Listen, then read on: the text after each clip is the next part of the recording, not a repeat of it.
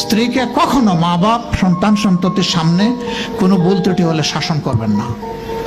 একা নিয়ে বুকে জড়িয়ে ধরে তার সমস্ত নেক কাজের স্বীকৃতি দিয়ে তারপরে বলবো যে এরকম একটা বিষয় আমি দুঃখ পাই নাই, তবে আমি চাই যে এটা তুমি কারেকশন করে নাও এবং আমি আল্লাহর দরবারে তোমার জন্য দোয়া করব।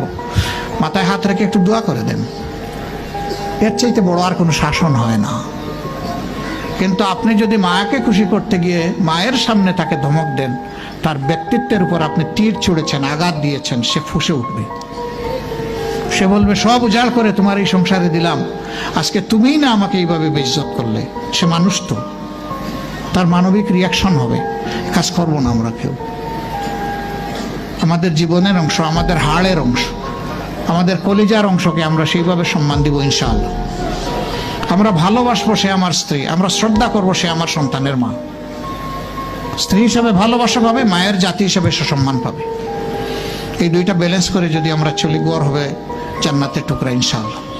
সন্তানরা এখান থেকে শিখবে, তারাও ভবিষ্যৎ জিন্দগিতে এইভাবেই গড়ে উঠবে। ধারা পরম্পরায়, বংশ পরম্পরায় এটা হবে আপনার জন্য সাদাকাতুল জারিয়া, আমলে জারিয়া। আমরা ইনশাল্লাহ খেয়াল রাখবো। এখন থেকে আর কোনো ভাইয়ের ব্যাপারে, কোনো বোনের কাছ থেকে কষ্টের কথা ইনশাল্লাহ অ্যাটলিস্ট কোনো রুকনের ব্যাপারে আমরা শুনতে চাই না। কারণ আপনি শপথ নেওয়া মানুষ, আপনি নাফসানিয়াতকে জবাই করেছেন।